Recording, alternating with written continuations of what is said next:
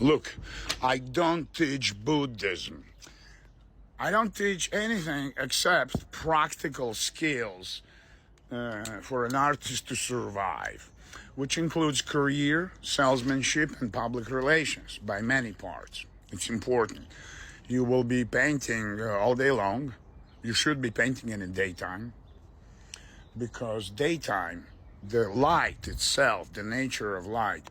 What are you doing? You're a visual artist. What is the most powerful visual artist tool?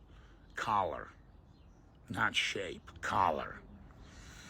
So you need to know everything there is to know about color. How do you do that? You paint in the daytime. Watercolor is very good for the daytime, but also gouache. Forget about oils, forget about acrylics, first 10 years of your life, okay? Is it recording? So, color is fucking infinite by definition, as you know in physics. It's a light. Those are waves, just like radio waves. And they vibrate like bang, bang, bang, bang, bang, bang, bang, bang. Ooh, ooh. So the light hits red. Okay, that fucking light from the sun or the light bulb hits that chemical. The chemical, you don't know the name. Okay, here's the name. This is a chemical with a particular name. And the way it reflects light is what you see, some fucking lemon or whatever. If you mix this chemical with this chemical, you might get something like this, more or less. You understand the concept? You have chemicals. This is not light theory. I'm not teaching light theory by any means. I'm telling you to experiment with chemicals to match those fucking chemicals, which we have only 460, by the way, at Guerra Paint, New York. GuerraPaint.com. Go, look, learn.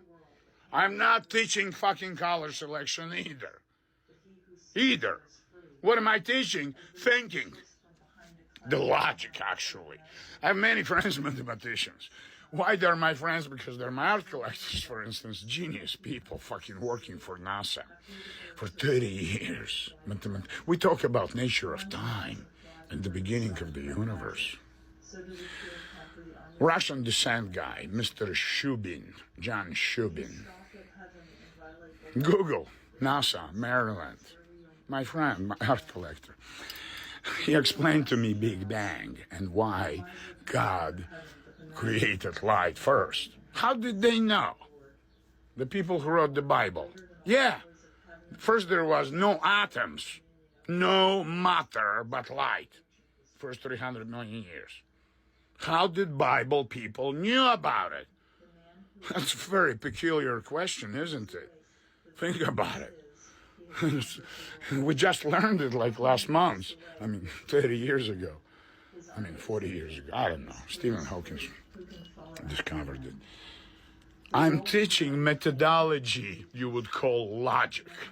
But I am sourcing my knowledge from linguistic point of view.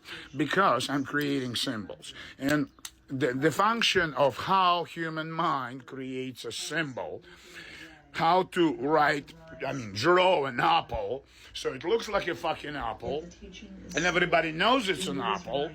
Even the Indian guy who never spoke English, even the fucking Eskimo who came to New York and saw the apples for the first time in his life, and then he walks and he sees a t-shirt says Big Apple.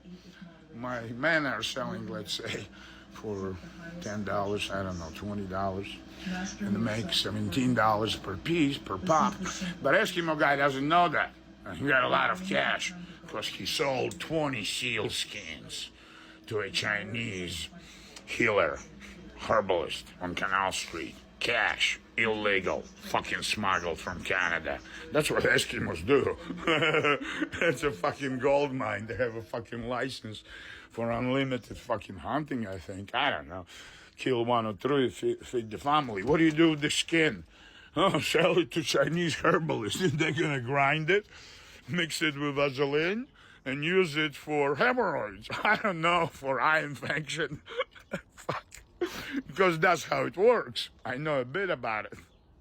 So anyways, I teach how to like this. Check it out. Check it out. The art of divination. What was the art of divination all about? Everybody's so fucking hyper about it nowadays. All the fucking witches and crafts. It works like this, mathematically speaking, from scientific point of view.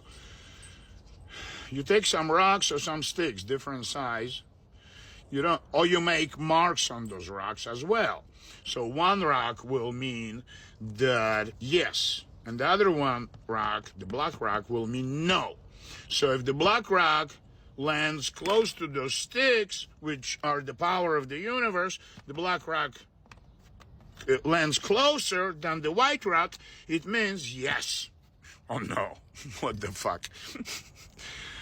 So I'm teaching you that the accident that happened, this black rock and white rock, and answer is yes.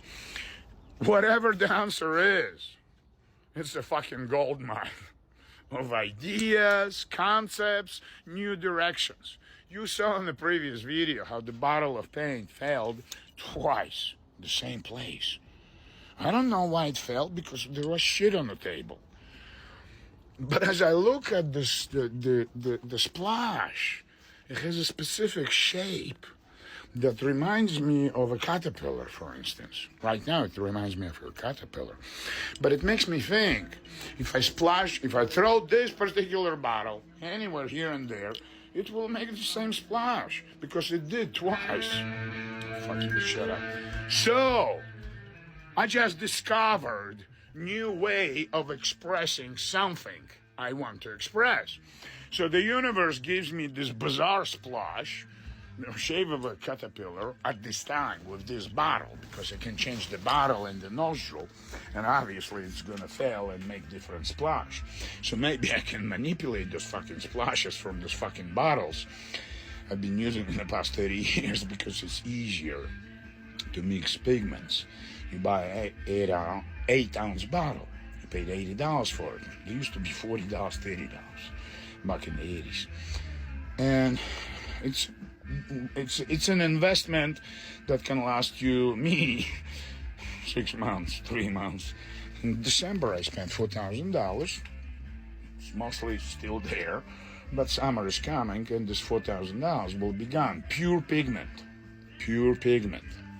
So out of pure pigment, if you want to make quality of acrylic, the highest quality acrylic available in the market, you know how much acrylic you're going to get out of $4,000 I spent?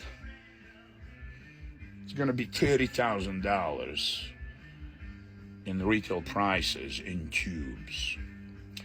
If you were going to go and buy as much acrylic, that same quality, you will have to spend $30,000. And I know the brand names of those. Golden, for instance. She had the biggest vaginal lips in the universe.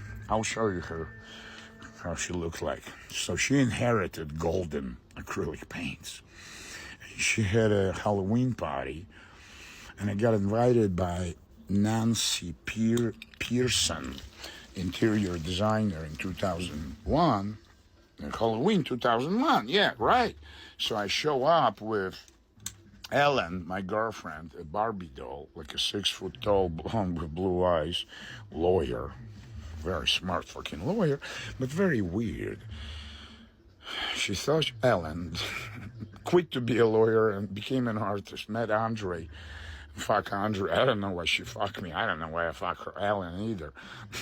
I had a studio on the barge. I came to her apartment next to Matt. She lived on 68 and 5th Avenue or something.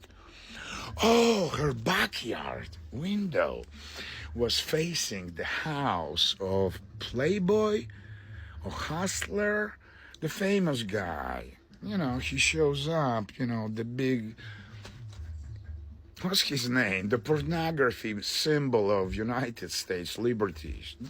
The founder of Penthouse. Fuck, what's his name?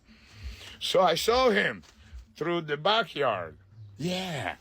And there was this Russian idiot, like a freak, who pretended to be a shaman, energy healer, crazy person.